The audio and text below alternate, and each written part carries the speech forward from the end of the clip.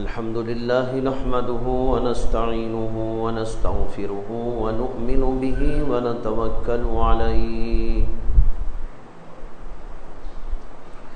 ونعوذ بالله من شرور أنفسنا ومن سيئات أعمالنا من يهده الله فلا مضل له ومن يضلله فلا هادي له ونشهد أن لا إله إلا الله وحده لا شريك له ونشهد أن سيدنا ومولانا محمدا عبده ورسوله صلى الله عليه وعلى آله وأصحابه وأزواجه وذرياته وسلم تسليما كثيرا كثيرا أما بعد فأعوذ بالله من الشيطان الرجيم بسم الله الرحمن الرحيم ولا تهنوا ولا تحزنوا وأنتم الأعلون إن كنتم مؤمنين صدق اللہ العظیم۔ محترم حضرات،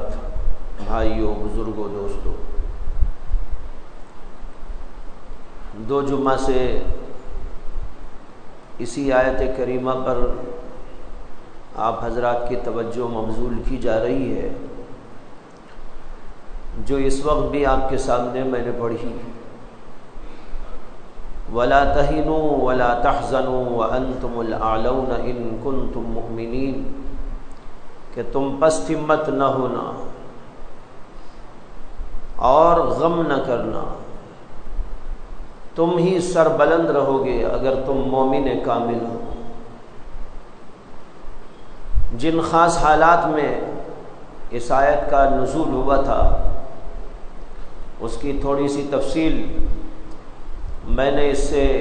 ماقبل ہفتوں میں جمعہ میں آپ کے سامنے ذکر کیا ہے۔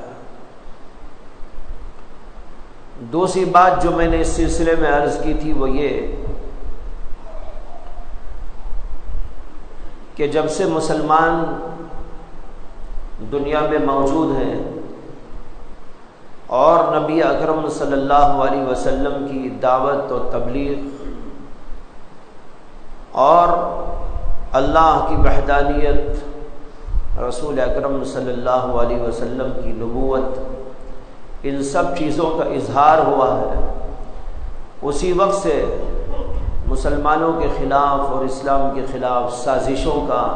ایک لمبا چوڑا سلسلہ جاری ہو گیا۔ مکے کی صورتحال کیا تھی وہ آپ کو میں نے گزشتہ جمعہ بتائی۔ پھر مکے کے بعد مسلمان کچھ اور جگہ پر گئے تو وہاں بھی حالات لوگوں نے پیدا کر دیے۔ میں نے بتایا تھا کہ محمد عربی صلی اللہ علیہ وسلم کے حکم سے بہت سارے صحابہ نے حبشہ مقام پر ہجرت کر لی تھی، اور ہجرت کرنے کی وجہ ہی دراصل یہ تھی کہ ان کے لیے حالات بڑے ناسازگار پیش آ رہے تھے، چلنا دشوار تھا، پھرنا دشوار تھا، کام کاج دشوار تھا، کسی قسم کی کوئی کام دھام کی بات نہیں کی جا سکتی تھی۔ اللہ کے نبی علیہ السلام نے اجازت دے دی۔ پہلے کچھ صحابہ کرام گئے جن میں حضرت جعفر طیار رضی اللہ عنہ بھی تھے، پھر اس کے بعد کچھ اور صحابہ کرام بھی گئے، ان میں حضرت سیدنا عبداللہ بن مسعود رضی اللہ تعالیٰ عنہ بھی تھے۔ بہرحال یہ حالات اور واقعات پیش آئے۔ پھر میں نے بتایا کہ نبی اکرم صلی اللہ علیہ وسلم کے لیے اور صحابہ کے لیے حالات روز بروز وہاں پر سخت سے سختر ہوتے جا رہے تھے، یہاں تک کہ وہ وقت آیا کہ نبی اکرم صلی اللہ علیہ وسلم کے حکم سے حضرات صحابہ نے مدینے کی طرف ہجرت کی، لیکن اللہ کے نبی کو ابھی حکم نہیں آیا تھا کہ آپ بھی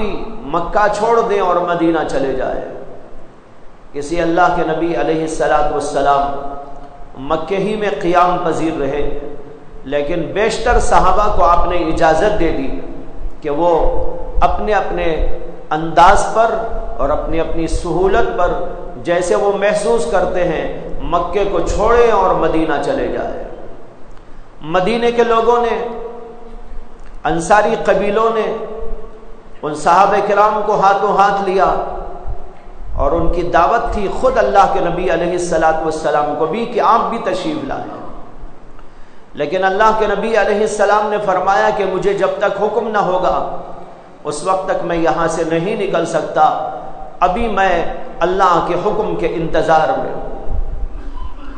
یہاں تک کہ وقت آیا کہ میں نے گزشتہ جمعہ عرض کیا تھا کہ مکے کے سرغنے لوگوں نے اللہ کے نبی علیہ السلام کو ختم کر دینے اور قتل کر دینے کی سازش تیار کی، دارالندوہ کے اندر جمع ہوئے اور یہ بات طے کر کے اٹھ کے گئے کہ آج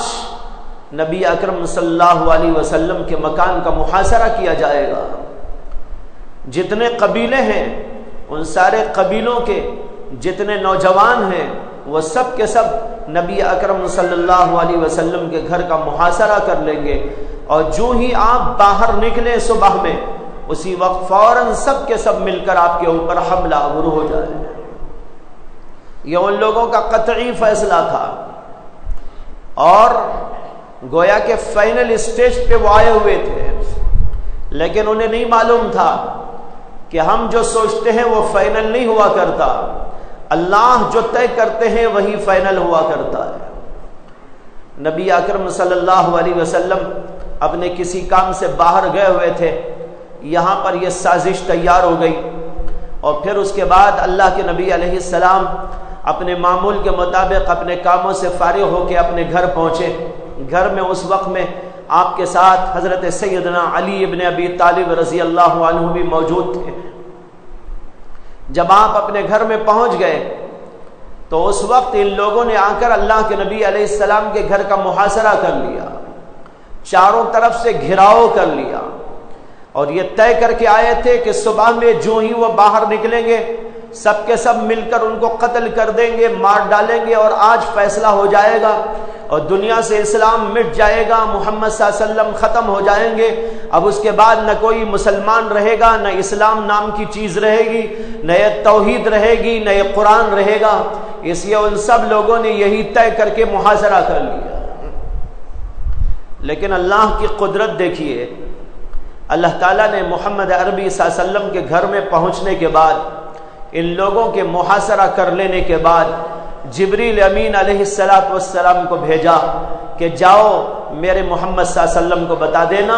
کہ لوگوں نے آپ کے گھر کا محاصرہ کر لیا ہے اور آپ کے قتل کی سازش ان لوگوں نے مکمل کر لی ہے، لیکن آپ کی حفاظت کا وعدہ ہمارے ذمہ ہے، ہم آپ کی حفاظت کرنے والے ہیں، اور اس دین کو دنیا میں رہنا ہے، باقی رہنا ہے، دنیا میں انقلاب برپا کرنا ہے، اور کفر کو مٹانا ہے، شرک کو مٹانا ہے، توحید کا ڈنکا بجانا ہے، ساری دنیا کے اندر بجانا ہے۔ اس لیے آپ یہاں سے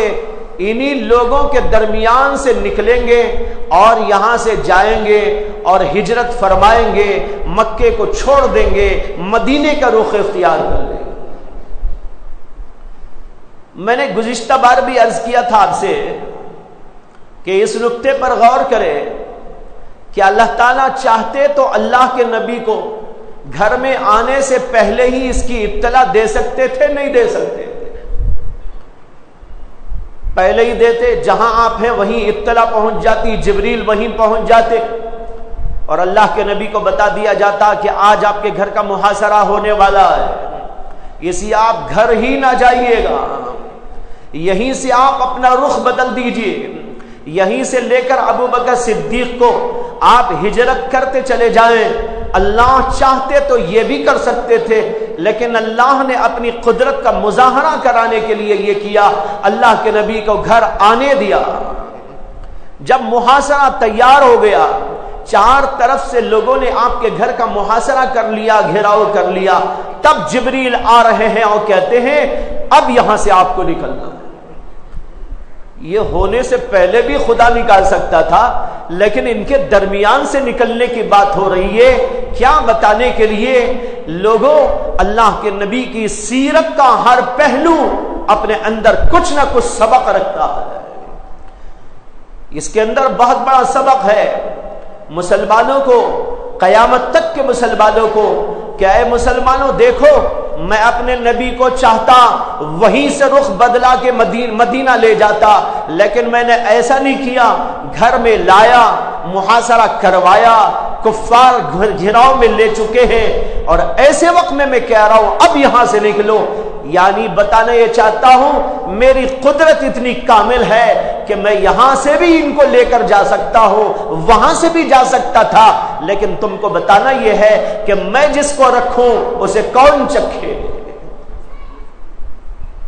جس کو میں برقرار رکھنا چاہوں، جس کو میں وجود دینا چاہوں، جس کو میں باقی رکھنا چاہوں، اسے کوئی بجھا نہیں سکتا، اسے کوئی چک نہیں سکتا، کوئی اسے اچک نہیں سکتا۔ اس لیے میری اس قدرت کے پہلو کو دیکھو، میں یہاں سے لے کر محمد صلی اللہ علیہ وسلم کو جا رہا ہوں۔ غرض یہ کہ اللہ کے نبی علیہ السلام حکم پاتے ہی جو کچھ کہ تھوڑی بہت تیاری کرنی تھی آپ نے تیاری کی، اور سب سے بڑی تیاری تو آپ کی یہ تھی کہ کفار مکہ جو اللہ کے نبی کو مانتے تو نہ تھے کہ آپ پیغمبر ہیں، آپ اللہ کے رسول ہیں، آپ کے اوپر وحی نازل ہوتی ہے، آپ کے اوپر اللہ کا فرشتہ آیا کرتا ہے، یہ تو نہیں مانتے تھے، لیکن یہ تو مانتے تھے کہ آپ الصادق ہیں، یہ تو مانتے تھے کہ آپ الامین ہیں، آپ سے بڑا پورے اس علاقے میں کوئی امانت دار موجود نہیں۔ اس وجہ سے کفار اللہ کے نبی علیہ السلام کے پاس اپنی امانتیں لا کے رکھا کرتے تھے۔ اللہ کے نبی کے پاس بہت سارے لوگوں کی امانتیں تھی۔ آپ نے تیاری جو کی وہ یہ کی کہ حضرت علی سے کہا کہ دیکھو یہ فلاں کی امانت ہے، یہ فلاں کی امانت ہے، یہ فلاں کی امانت ہے، اور اسے تمہیں پہنچانا ہے، اور مجھے یہاں سے جانا ہے مدینہ، اور تم صبح ہونے کے بعد یہاں پر رہو اور یہ امانتیں لوگوں تک پہنچا دو، امانتیں پہنچانے کے بعد تم بھی یہاں سے چلو اور پھر کہیں نہ کہیں راستے میں آ کے ہم سے مل لے۔ یہ کہہ کر اللہ کے نبی علیہ السلام نے حضرت علی رضی اللہ عنہ سے کہا میرے بستر پہ تم لیٹ جانا۔ اللہ کے نبی کے بستر پہ لٹا رہے حضرت علی کو، اور خود اللہ کے نبی باہر تشریف لے جا رہے ہیں۔ آپ کو یقین کامل ہے جس خدا نے مجھ کو بھیجا ہے، جس خدا نے مجھ سے وعدہ کیا ہے، جس خدا نے مجھے باقی رکھنے اور میرے دین کو باقی رکھنے کا وعدہ کیا ہے، وہ خدا ان کافروں کے درمیان سے اور ان دشمنوں کے درمیان سے مجھ کو نکال کے لے جائے گا، اور میرا کوئی بال بھی بیکا نہ کر سکے گا۔ اس لیے حضرت علی کو کہا کہ آپ میرے بستر پہ لیٹ جاؤ، لوگ دیکھ کے سمجھیں گے کہ میں ہوں، سو رہا ہوں، اور پھر صبح میں تم ان ساری امانتوں کو پہنچا دو، اور پھر یہاں سے رخ مدینے کا اختیار کر کے کہیں نہ کہیں راستے میں مل جاؤ۔ یہ کہہ کر حضرت علی کو سلایا اور کافروں کے درمیان سے دروازہ کھول کے نکلے۔ کن کافروں کے درمیان سے؟ جو طے کر کے آئے ہوئے ہیں کہ آج محمد صلی اللہ علیہ وسلم کو ختم کر دینا ہے، آپ کے دین کا خاتمہ کر دینا ہے، جو یہ سوچ کر آئے ہوئے ہیں، انہی کے درمیان سے اللہ کے نبی علیہ السلام تنے تنہا نکل رہے ہیں۔ یہاں سے تنے تنہا نکلتے ہیں اس شان سے کہ آپ نے ایک مٹھی بھر مٹی اٹھائی، اور پھر اس کے بعد کچھ پڑھا، اور پھر اس طرح کافروں کی طرف ڈال دیا۔ ڈالا تو ایک طرف، لیکن وہ جو آپ کے ہاتھ میں مٹھی بھر مٹی تھی اس کا ہر ذرہ کسی نہ کسی کافر کی آنکھ میں جا کے پڑ گیا، اور سب کے سب لوگ اپنے ہاتھ ملتے رہ گئے، آنکھ ملتے رہ گئے، اور اتنے میں اللہ کے نبی علیہ السلام نکل کے انہی کے درمیان سے چلے گئے، اور کسی کو احساس تک نہ ہوا کہ یہاں سے محمد صلی اللہ علیہ وسلم نکل گئے۔ اللہ نے چاہا تو یوں کر کے دکھایا، کافروں کی آنکھوں میں دھول پڑی ہوئی تھی، وہ آنکھ پوچھنے کے اندر مشغول تھے، اور اتنے میں اللہ نے نبی اکرم صلی اللہ علیہ وسلم کو بچا لیا، اور آپ آگے کی طرف بڑھ گئے، اور یہ کافر سمجھے کچھ ہوا کا نتیجہ ہے کہ کچھ آنکھوں میں پڑ گیا ہے، تن کے وہ ذرات پڑ گئے ہیں، آنکھوں کو ملتے رہ گئے، اور پھر اس کے بعد ٹھیک ٹھاک ہو کر پھر محاصرہ جاری رکھتے ہوئے جو ہے صبح کر دیتے ہیں، اور صبح میں جھانک جھانک کے، کوئی ایسے عالیشان گھر تو نہیں تھے، معمولی سا گھر تھا اللہ کے نبی علیہ السلام کا، دریچے میں سے بھی دیکھا جا سکتا تھا، جھانک جھانک کے دیکھنے لگے، ایسا معلوم ہوا کہ بستر پہ کوئی سویا ہوا ہے، سمجھے کہ ابھی محمد سو رہے ہیں، اور بہت دیر انتظار کرتے رہے۔ بہت دیر کے بعد جب دیکھا کہ حضرت علی دروازے سے نکل رہے ہیں تو پوچھا کہاں ہے محمد؟ انہوں نے کہا مجھے تو پتا نہیں کہاں ہے، میں یہاں پر ہوں۔ جو اتنا بڑا پروگرام بنایا تھا، حیرت انگیز پروگرام بنایا تھا، اسلام کو ختم کر دینے کی سازش تیار کر لی تھی، اللہ نے ایک ایک تنکے سے اس کو پاش پاش کر دیا۔ ایک تنکا آیا اور پڑا، اللہ کے نبی علیہ السلام درمیان سے نکل کے چلے گئے۔ اندازہ کرو اللہ کی قدرت کا، اللہ کی طاقت کا، اللہ تبارک و تعالی جو چاہے کرتا ہے، قرآن میں اس کا جگہ جگہ ذکر موجود ہے۔ تو بھائیو یہ واقعہ پیش آیا، اور اللہ کے نبی علیہ السلام تشریف لے کے آگے، اور حضرت ابو بکر صدیق کے گھر گئے، حضرت ابو بکر صدیق کو اپنے ساتھ میں لیا، اور پھر وہاں سے جا کر غار کے اندر کچھ 2-3 دن کے لیے رہ گئے، اور پھر وہاں سے اللہ کے نبی علیہ السلام آگے ہجرت کا ایک لمبا چوڑا سفر طے کرتے ہیں، جو تقریباً 8 دنوں میں جا کے پورا ہوتا۔ میں واقعہ صرف اشارتاً آپ کے ذہن میں ڈال رہا ہوں، یہ بتانے کے لیے کہ سازشوں کا دور آج سے نہیں، شروع تاریخ سے، اور جب سے اسلام آیا تبھی سے سازش شروع ہو گئی، اللہ کے نبی کے خلاف، صحابہ کرام کے خلاف، دین و اسلام کے خلاف باڑ لگانے کی کوششیں کی گئی۔ پہلے کہہ چکا ہوں، بدنام کرنے کی کوششیں کی گئی۔ بعض وقت کہا گیا آپ ایک شاعر محض ہیں، شاعر کی بات کا کیا کہنا، کہ ابھی کسی نے کہا کہ یہ تو جادوگر ہیں، اس لیے ان کے جادو کے فریب میں نہ آ جانا، ان سے دور رہنے کی کوشش کرنا، یہ کہہ کر لوگوں کو اسلام سے روکنے کی کوششیں ہوتی رہی۔ لیکن جو کوششیں ہوتی رہی، لوگ آتے رہے، اسلام میں داخل ہوتے رہے، جمعیت بڑھتی رہی، یہاں تک کہ وہ دور آیا کہ سازشیں تو نہ رکی لیکن اسلام بھی نہیں رکا، نہ سازش رکی نہ اسلام رکا، اسلام پھیلتا گیا، چند افراد سے بڑھ کر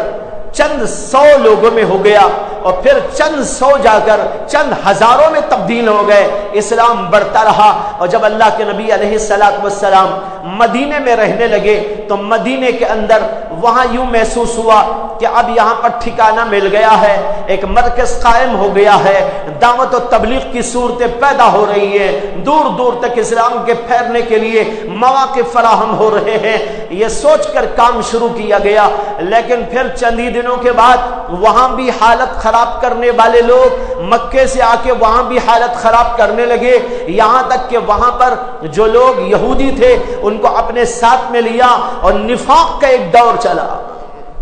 کچھ لوگ ظاہراً مسلمان ہو گئے، باطن کے اندر وہ مسلمان نہ تھے، باطن کے اندر وہی کفر بھرا ہوا تھا، وہی اسلام دشمنی اور عداوت بھری ہوئی تھی۔ ظاہراً مسلمان ہو گئے اور انہوں نے سانس باز کر لی تھی ابو جہل سے، ابو لہب سے اور ابو سفیان سے اور امیہ ابن خلف سے اور اس جیسے وہاں کے گرو گھنٹالوں سے، اور پھر وہاں بھی ایک جو ہے نیا سلسلہ آغاز کر دیا گیا۔ وہاں پر جنگیں شروع ہو گئی، جنگ بدر ہوئی، جنگ احد ہوئی اور جنگیں ہوئی۔ یہ سب کیا ہے؟ اسلام سے روکنے کی سازشیں، اسلام کو ختم کرنے کی کوششیں، محمد صلی اللہ علیہ وسلم سے بغاوت اور عداوت کا ایک سلسلہ یہ شروع سے ہے، بہت دیر تک رہا۔ لیکن بھائیو، میں جس نقطے کی طرف اشارہ کرنے کے لیے بلکہ صراحتاً آپ کے دل میں ڈالنے کے لیے یہ سارا موضوع عرض کرتا جا رہا ہوں، وہ دراصل اس بات پر غور و فکر کرنا ہے کہ جب شروع سے باڑ لگا دی گئی، شروع دن ہی سے اسلام سے روکنے کی کوششیں شروع کر دی گئی، اس کے لیے بدنامی کی نئی نئی شکلیں پیدا کی گئی، کبھی شاعر کہا گیا، کبھی ساحر کہا گیا، کبھی کچھ اور کہا گیا، اور پھر لوگوں کو مار پیٹ کر کے روکا گیا، اور پھر یہاں تک نوبت آئی کہ قتل کی سازش کر لی گئی، لیکن وہ بھی اللہ نے ناکام کر کے اسلام کو آگے بڑھایا۔ تو پھر جو ہے جنگوں تک نوبت آ گئی اور بڑی بڑی جنگیں ہو گئی، لیکن کیا کبھی تاریخ نے آپ کو بتایا ہے کہ اسلام کسی جگہ پہ جا کے رک گیا تھا؟ یہ سوچئے، شاعر کہنے والوں نے شاعر کہا، اسلام نہیں رکا،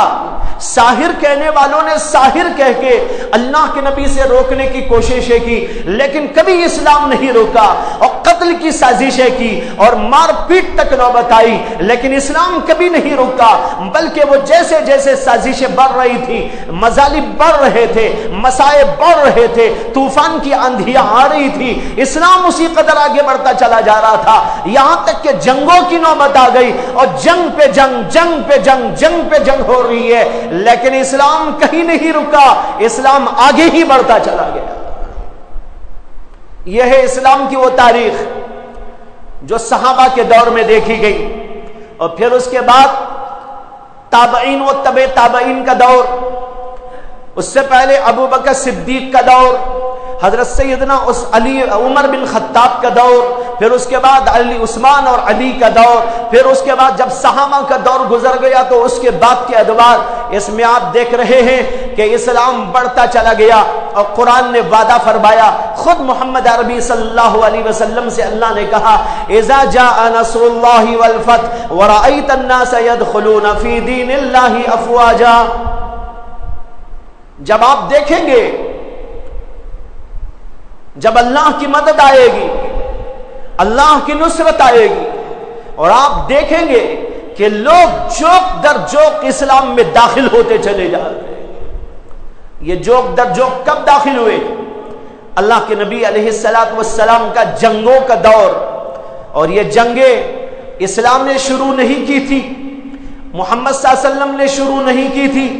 یہ جوابی کارروائیاں کی گئی تھی، یہ کافروں کی طرف سے حملہ آور ہوئے تھے، یہ کافر لوگوں نے حملے کیے تھے، اور مسلمانوں کو وہاں بھی بیٹھنا نہ دیا تھا، جہاں پر جا کر مسلمان ایک ٹھکانہ پکڑ کے بیٹھنے کی کوشش کر رہے تھے، یعنی مدینۃ المنورہ، وہاں بھی بیٹھنے نہیں دیا تھا، وہاں بھی جا کر پروپیگنڈا کرنے، وہاں بھی جا کر ستانے، وہاں بھی جا کر لوگوں سے جو ہے ساز باز کر کے اسلام کو وہاں سے ختم کرنے کی کوششیں کی جا رہی تھی۔ اس وقت یہ جوابی کارروائی کے طور پر یہ سب کچھ ہوا، لیکن اسلام کہیں نہیں رکا، یہاں تک کہ وہ دور آیا، آخری سال ہے محمد عربی صلی اللہ علیہ وسلم کا، جس کو عام الوفود کہا جاتا ہے، وفود کا سال، چار طرف سے وفد آ رہے ہیں، نمائندے آ رہے ہیں، اسلام کے بارے میں پوچھ رہے ہیں، اسلام میں داخل ہوتے چلے جا رہے ہیں، ایک ایک قبیلہ آ رہا ہے، ایک ایک قبیلے کا سردار آ رہا ہے، سرداری نہیں، بعض علاقوں کے بادشاہ آ رہے ہیں، اور وہ بھی اسلام قبول کرتے چلے جا رہے ہیں۔ یہ یوں پھیلتا چلا گیا اسلام، جس کو دیکھ کر سارے لوگوں کی آنکھیں پھٹی کے پھٹی رہ گئی، پھٹی کے پھٹی رہ گئی یہ کیا ہو رہا ہے کہ سارے کے سارے لوگ اسلام کی طرف چلے جا رہے ہیں اور بغیر بولے، بغیر کچھ کہے، بغیر دعوت دیے، بغیر ان کو بلائے یہ خود آ رہے ہیں، اسلام قبول کرتے چلے جا رہے ہیں۔ کتنے کتنے لوگ، 10 آدمی نہیں، 20 آدمی نہیں، پورے کا پورا قبیلہ مسلمان ہو رہا ہے۔ قبیلوں کے اندر ہزاروں ہزار افراد ہیں، اور قبیلہ بھی، اور قبیلے کے علاوہ بعض علاقوں کے علاقے اسلام کے اندر داخل ہوتے چلے جا رہے ہیں۔ بھائیوں، سوچنے کی بات یہ ہے، شروع تاریخ سے اسلام کو ختم کرنے، شروع تاریخ سے اسلام پہ باڑ لگانے اور شروع تاریخ سے اس کو بدنام کرنے کی کوشش ہو رہی ہے، لیکن یہاں نتیجہ اس کے برخلاف نکل رہا ہے۔ اسلام پھیلتا چلا جا رہا ہے، پھولتا چلا جا رہا ہے، بڑھتا چلا جا رہا ہے، دنیا پہ چھاتا چلا جا رہا ہے، یہاں تک کہ وہ دور بھی لوگوں نے دیکھا جبکہ ایک ہمارا بادشاہ، جو کوئی بہت عظیم بادشاہ، ایسا نہیں تھا جیسے کہ ابو بکر صدیق ہو، جیسے کہ عمر بن خطاب ہو، جیسے کہ علی مرتضیٰ ہو، یا عثمان غنی ہو، یا امیر معاویہ ہو، یا حضرت امام حسن کی طرح ہو، اور عمر بن عبدالعزیز کی طرح ہو، ایسا نہیں، بلکہ ان سے کم درجے کا بادشاہ ہے۔ یہ ہارون الرشید اپنے بالا خانے پہ کھڑا ہوا ہے، بالا خانے پہ کھڑے کھڑے وہ دیکھتا ہے کہ ایک بادل کا ٹکڑا ایسا جا رہا ہے، بادل کا ٹکڑا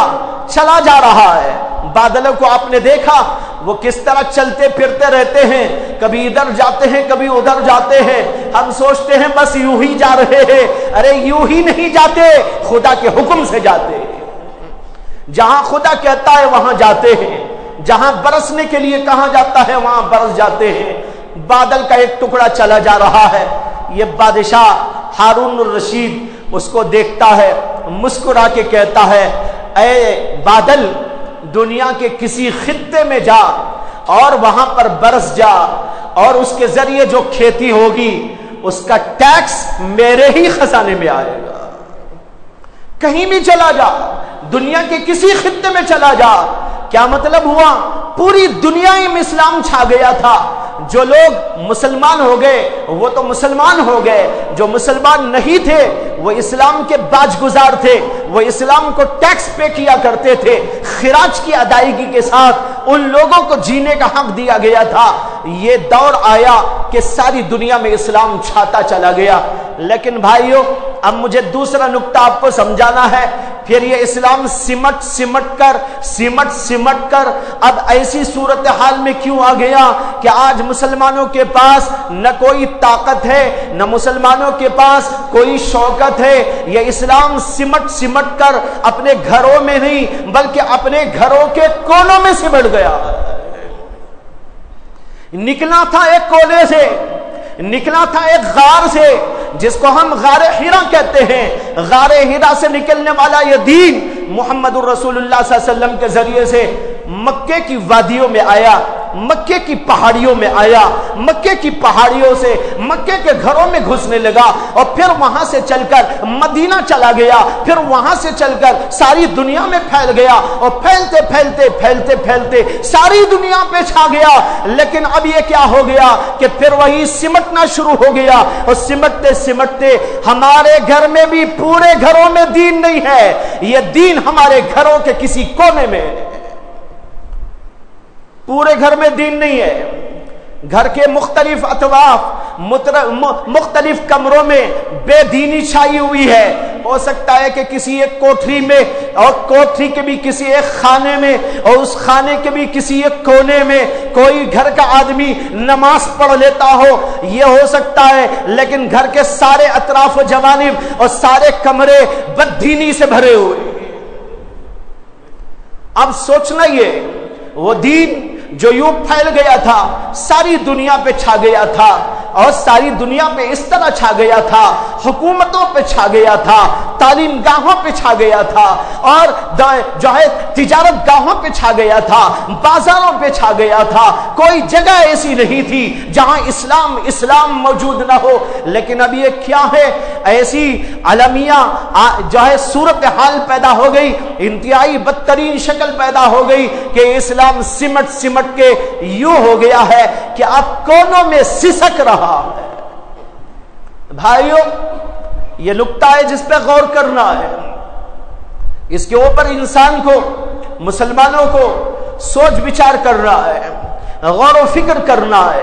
اور حالات کا جائزہ لینا ہے، اپنے مسائل کا جائزہ لینا ہے، اور پھر اس کے بعد اپنے اگلے قدم پر جو ہے اپنے قدم کو آگے بڑھانے کے لیے کسی غور و فکر کے بعد کسی بات کو طے کر کے آگے بڑھنا ہے۔ یہ جب تک نہ ہوگا یہ صورتحال بدل نہیں سکتی۔ اللہ نے قرآن میں ایک بات کہی ہے، ان اللہ لا یغیر ما بانفسہم، ان اللہ لا یغیر، کیا ہے، جس کا مطلب یہ ہے کہ اللہ تعالیٰ کہتے ہیں، اللہ تبارک و تعالیٰ کسی قوم کی حالت اس وقت تک نہیں بدلتے جب تک کہ وہ خود نہیں بدلتے۔ اللہ اپنی نعمتوں کو بدلتے نہیں۔ اللہ کی عظیم الشان نعمت اسلام، اللہ اس اسلام کی نعمت کو آپ سے چھینے گا نہیں۔ اللہ آپ کی اس دی ہوئی اللہ کی اس نعمت کو آپ سے کبھی ختم نہیں کرے گا، چھین نہیں لے گا، لیکن خود ہم اگر جو ہے بدل جائیں گے، ہمارا کردار بدل جائے گا، ہمارے اندر والی چیز بدل جائے گی، ہمارا دل بدل جائے گا، ہمارا دماغ بدل جائے گا، ہمارا کردار بدل جائے گا، ہمارے اعمال بدل جائیں گے، ہماری شکلیں بدل جائیں گی، ہماری صورتیں بدل جائیں گی، ہمارا تشخص ہم کھو دیں گے، پھر اللہ بھی اپنی نعمت کو چھین لیں گے۔ یہ ہے قرآن کی آیت کا مقصود۔ اللہ تعالیٰ اس وقت تک قوم کو نہیں بدلتے جب تک کہ وہ خود نہیں بدل دیتے۔ اگر اسلام کو ہم خود چھوڑ دینا چاہیں پھر اللہ تبارک و تعالیٰ ہم کو کیوں دیں گے؟ اللہ نے ہم کو عطا کر دیا تھا ان بزرگوں کے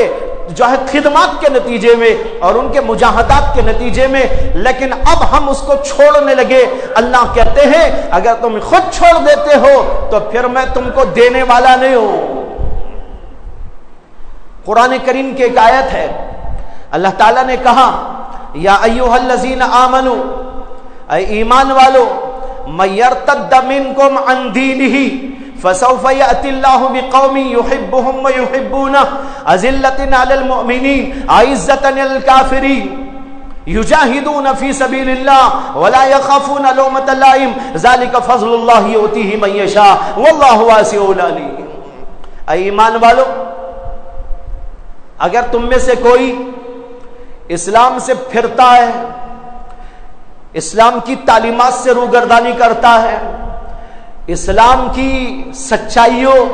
اور اس کے بیان کردہ حقائق سے منہ موڑتا ہے، من یرتد منکم عن دینہ فسوف یأتی اللہ بقوم، اللہ ایک دوسری قوم کو پیدا کر دے گا، ایسی قوم پیدا کرے گا، یحبہم ویحبونہ، کہ اللہ ان کو چاہے گا اور وہ قوم اللہ کو چاہنے والی ہوگی۔ اعزۃ علی الکافرین، کافروں کے اوپر تو بڑے بھاری ہوگے،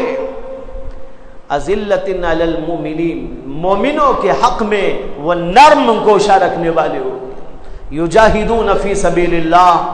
اللہ کے راستے میں مجاہدہ کرنے والے ہوں گے، اللہ کے راستے میں جہاد کرنے والے ہوں گے۔ اور یہ فرمایا ولا یخافون لومۃ لائم، وہ کسی ملامت کرنے والے کی ملامت کی پرواہ نہیں کریں گے۔ یہ وہ بات ہے اللہ جس کو چاہتے ہیں اپنے فضل سے عطا فرماتے ہیں۔ اس آیت میں غور کیجئے، اللہ نے پہلے کہا من یرتد منکم عن دینہ، جو تم میں سے دین سے پھر جائے۔ دین سے پھرنے کی دو شکلیں ہوتی ہیں۔ ایک شکل دین سے پھرنے کی یہ ہے کہ ایک آدمی کہہ دے میں دین کو نہیں مانتا، یہ مرتد ہے، کافر ہو گیا، دین اسلام سے خارج ہو گیا۔ جو اللہ کو نہیں مانتا، اللہ کی تعلیمات کو نہیں مانتا،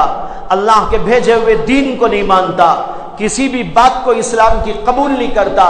وہ آدمی مرتد کہلاتا ہے، دین سے پھر جانے والا۔ ایک تو یہ شکل ہوتی ہے دین سے پھر جانے کی، اور ایک شکل یہ ہوتی ہے دین کو تو مانتا ہے لیکن دین کو لیتا نہیں، دین کو قبول تو کرتا ہے اور یہ مانتا ہے کہ اللہ کا دین ہے اس لیے وہ مسلمان ہے، لیکن اس کے باوجود اسلام پہ چلتا نہیں، اسلام کی چیزوں کو لے کر اپنی زندگی میں اپنی زندگی کو ربانی زندگی نہیں بناتا، ایک یہ شکل ہوتی۔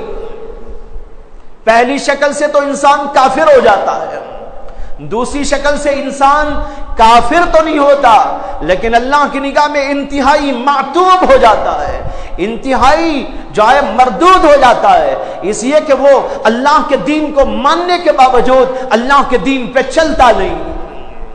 آج سوچے ہم میں سے کچھ لوگ تو ویسے بھی ہیں، پہلے نمبر والے جو کہتے ہیں ارے اس زمانے میں دین کیسا چل سکتا ہے، ذرا اسلام میں ترمیم کر دینی چاہیے، اسلام کی باتوں کو ذرا بدل دینا چاہیے، اب یہ حلال و حرام کے مسئلے بولتے رہے تو زندگی نہیں ہو سکے گی، اس کے اندر ذرا سی ترمیم کر دیجئے، اسلام کے احکام کو ذرا بدل دیجئے۔ ایک طبقہ وہ بھی ہے جو اس قسم کے نظریات اور اس قسم کے خیالات رکھتا ہے، ظاہر بات ہے اسلام میں ترمیم کا قائل اسلام کو ماننے والا نہیں ہے، وہ اسلام سے جدا ہو چکا ہے۔ یہ ایک بہت بڑا عظیم فتنہ ہے جو آج اسلامی معاشرے کے اندر گھسا ہوا ہے، اور اس سلسلے میں آج سے تقریباً 50 برس پہلے بلکہ شاید اس سے بھی کچھ زیادہ پہلے حضرت مولانا ابو الحسن علی ندوی نور اللہ مرقدہ نے ایک کتاب لکھی تھی جس کا نام ہے ردۃ ولا ابا بکر لہا۔ اس کا اردو میں ترجمہ ہوا،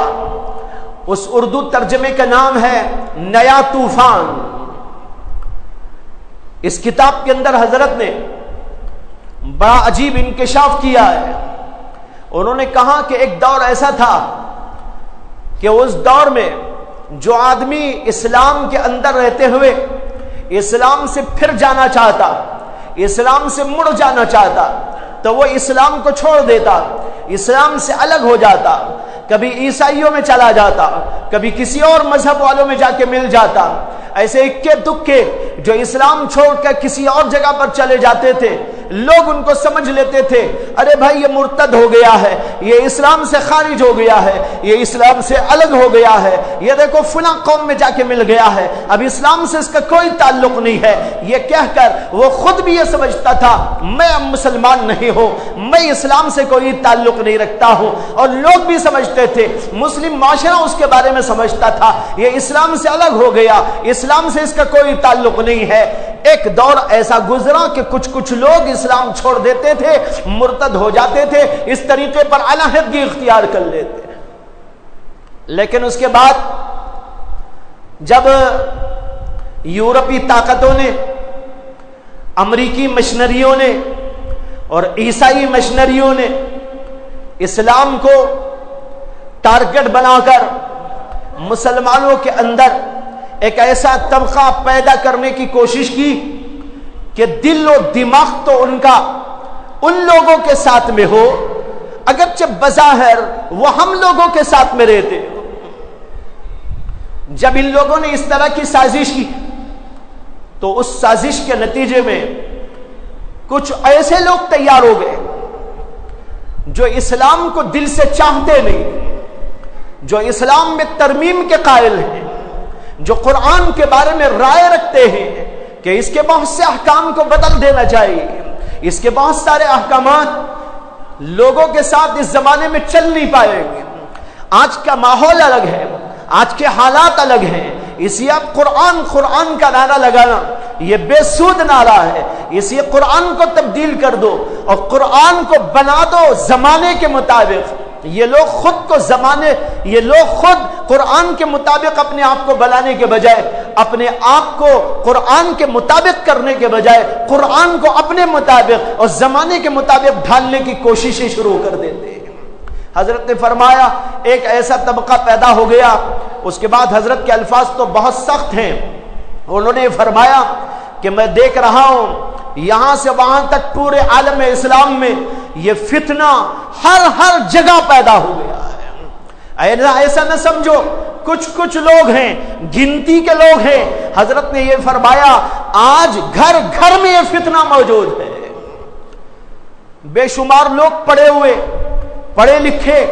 کالجوں کے پروردہ، اسکولوں کے پروردہ، یونیورسٹیوں کے پروردہ اور مستشرقین کی کتابوں کا مطالعہ کرنے والے لوگ آج اسلام کے بارے میں اس طرح کے خیالات رکھتے ہیں. اسلام کو بدل دینا چاہیے، موجودہ حالات کے تقاضوں کے مطابق بدل دینا چاہیے. یہ نعرہ بھی کوئی پورا نیا نعرہ نہیں ہے، یہ نعرہ محمد صلی اللہ علیہ وسلم کے زمانے میں کفار مکہ نے بھی لگایا تھا. انہوں نے کہا تھا ایت بقرآن غیر ھذا او بدل. انہوں نے کہا اے محمد صلی اللہ علیہ وسلم ایتی بقرآن غیر ھذا، اس قرآن کے سوا کوئی اور قرآن لے آؤ جو ہمارے نظریات کے مطابق ہو، جو ہمارے ماحول کے مطابق ہو، جو ہمارے خیالات کی عکاسی کرتا ہو، جو ہمارے نظریات کو پیش کرتا ہو. ایتی بقرآن غیر ھذا، نیا قرآن لے آؤ تو ہم مان لیں گے. اور کہنے لگے او بدل، اگر نیا نہیں لاتے تو اسی میں تھوڑے سے چینجز کر دیجئے. قرآن کی آیت ہے جو میں پڑھ رہا ہوں، کافروں کا جملہ اللہ نے نقل کیا ہے. وہ کہا کرتے تھے اگر آپ اس کو چینج کر دیں گے، ہمارے نظریات کے مطابق اس کو بنا دیں گے اور کچھ ہماری باتیں بھی اس کے اندر ڈال دیں گے، پھر تو ہم اس کو قبول کر سکتے ہیں. جو نعرہ کبھی کفار نے لگایا تھا اور اس کے جواب میں اللہ نے کہا اے محمد صلی اللہ علیہ وسلم آپ کہہ دیجئے میں کہاں کہاں تبدیل کر سکتا ہوں، میری کیا مجال کہ میں تبدیل کروں. یہ اللہ کا کلام ہے جو خالق کائنات ہے، جو خالق انسان ہے، جو خالق رزق و ہدایت ہے. اس کے کلام کے اندر نبی کو بھی تبدیلی کی گنجائش نہیں. تو بہرحال بھائیو بتانے چاہ رہا ہوں کہ اسلام یوں پھیلا لیکن ہم سمٹتے پہ آ گیا، سمٹتے سمٹتے حالت ایسی ہو گئی. اس کے لیے دو آیتیں میں نے اس وقت غور و فکر کی خاطر آپ کے سامنے پیش کی اور یہ آیت بھی پیش کی. مَن یرتد منکم عن دینہ، جو دین سے پھر جائے. دین سے پھرنے کی ایک صورت تو وہ جو ابھی بتائی، اسلام کو بدلنا چاہتے ہیں، اسلام کے نظریات کو بدلنا چاہتے ہیں. ظاہر ہے کہ یہ تو ہو نہیں سکتا، لیکن ہم میں کچھ لوگ ایسے بھی موجود ہیں اور بہت بڑا طبقہ ہم میں ایسا موجود ہے جو اسلام کو مانتا ہے لیکن اسلام کو ماننے کے باوجود اسلام کے مطابق اس کی زندگی نہیں. نماز کو مانتا ہے لیکن 95% مسلمان نماز نہیں پڑھتے. 95 پڑھتے، 5% نہ پڑھتے. تب تو ذرا کچھ امید کی جا سکتی تھی، بے اللہ کی رحمت آ سکتی ہے. 95 تو پڑھ رہے نا، 5% ہی تو نہیں پڑھ رہے. لیکن اب سوچئے حالت یہ ہے 95% وہ ہیں جو روزانہ 5 وقت خدا کو ناراض کرتے ہیں. 95% وہ ہیں جو دن میں ہر دن 5 دفعہ خدا کو غضبناک کرتے ہیں. فجر میں غصہ دلاتے ہیں، پھر ظہر میں غصہ دلاتے ہیں، پھر عصر میں غصہ دلاتے ہیں، پھر مغرب میں غصہ دلاتے ہیں، پھر عشاء میں غصہ دلاتے ہیں. جو اپنے خدا کو مان کر، اپنے خدا کی نعمتیں کھا کر، جو اپنے خدا سے لو لگانے کی باتیں کر کے، جو اپنے آپ کو مسلمان ظاہر کر کے، جو اپنے آپ کو محمد کا غلام بتا کر دن میں اس خدا کی 5 دفعہ نافرمانی کر کے اسے غصہ دلائے، آپ بتاؤ رحمت کیسے آ سکتی ہے؟ سوچئے، غور کیجئے. اور میں مثال دے رہا ہوں نماز کی، ایسی کتنی باتیں. آنکھوں کا کیا حال ہے، دل کا کیا حال ہے، کمائیوں کا کیا حال ہے، مال کے سلسلے میں کیا انداز ہے، معاشرت کا ہمارا کیا حال ہے، مختلف اور چیزوں کے بارے میں ہم کیا کر رہے ہیں. ان سب چیزوں پر غور کرے اور ایک جائزہ فہرست بنائے. اگر ہمارے اندر کچھ بھی طلب ہے اور ہم چاہتے ہیں حالت کو بدلنا ہے، زندگیوں کو بدلنا ہے اور اللہ کی رحمتوں کو لینا ہے، اپنے آپ کو اللہ والا بنانا ہے اور پھر اللہ کی ناراضگی سے ہم کو بچنا ہے، تو بھائی کچھ تو کرنا ہوگا. اگر نہیں کرو گے تو دیکھ رہے ہیں پوری دنیا میں حالت مسلمانوں کی کیا ہے. ساری دنیا پہ غور کی ایک نگاہ ڈال لیں، بہت غور سے نہ ڈالیں. سرسری بھی ایک نگاہ ڈال لیں، اندازہ ہوگا کہ اس وقت اسلام کیسا سمٹتا چلا جا رہا ہے، خود اپنوں کے اندر اجنبی بن چکا۔ اللہ کے نبی صلی اللہ علیہ وسلم نے فرمایا بدأ الاسلام غریبا وسيعود كما بدأ فطوبى للغرباء، فرمایا کہ اسلام شروع ہوا اجنبیت کی حالت میں، لوگ اسے جانتے نہیں تھے، اسے پہچانتے نہ تھے اور اجنبی محسوس کرتے تھے، اس لیے مخالفتوں کا دور شروع ہو گیا۔ اللہ کے نبی نے کہا وَسَيَعُودُ كَمَا بَدَا، اور جیسے شروع کی حالت تھی اسلام میں ایک دور ایسا آئے گا آخری زمانے میں وہاں بھی اسلام اجنبی بن جائے۔ اب غیروں میں اجنبی کیا ہو، اپنے میں اجنبی ہو گیا۔ اب اپنے ہی لوگ اسلام کے اوپر جو ہے شک کی نگاہ ڈال رہے ہیں اور اسلام کی باتوں پر شک کی نگاہ ڈال رہے ہیں۔ کتنوں کو داڑھی اچھی نہیں معلوم ہوتی، کتنوں کو نماز اچھی نہیں لگتی، کتنوں کو سود سے بچنا اچھا نہیں لگتا، کتنوں کو رشوت چھوڑنا اچھا نہیں لگتا، کتنوں کو عورتوں کا پردہ اچھا نہیں لگتا، کتنے ایسے ہیں کہ بے حیائی کا درس دینے لگتے ہیں جس پر اسلام نے قدغن لگائی۔ وہ کہتے ہیں معاشرہ ایسا ہے، حالات ایسے ہیں، تقاضے ایسے ہیں، زمانہ ایسا ہے، گویا کہ وہ زمانے پہ چلنا چاہتے ہیں، اسلام پر چلنا نہیں چاہتے۔ بھائیو یہ صورت حال اگر ہے تو اللہ کی رحمت کیسے آ سکتی؟ اللہ نے کہا وَلَا تَهِنُوا وَلَا تَحْزَنُوا وَأَنْتُمُ الْأَعْلَوْنَ إِن كُنتُم مُّؤْمِنِينَ، اگر تم ایمان والے ہیں تم ہی سربلند ہو۔ لیکن یہ ایمان والے ہم کیسے بنے اور ایمان والے کا مطلب کیا ہے، اس کے اندر کیا کیا چیزیں داخل ہیں، اس کے اوپر تھوڑا سا غور و فکر چاہیے۔ اس سے پہلے میں نے 5-6 جمعہ جو بیان دیا تھا جس کے اندر اسلامی زندگی کا ایک نقشہ پیش کیا تھا، اس کو آپ تھوڑا سا تصور میں لائے کہ ہم ہر چیز کے اندر اسلام کے مطابق جیے، تب جا کر ہم کامل مومن ہو سکتے ہیں۔ جب تک کامل مومن نہیں ہوتے اس وقت اللہ کی رحمت نہیں آ سکتی۔ اللہ ہم سب کو صحیح فہم عطا فرمائے، غور و فکر کے اللہ ہمارے لیے دروازے کھولے۔ وآخر دعوانا الحمدللہ رب العالمین۔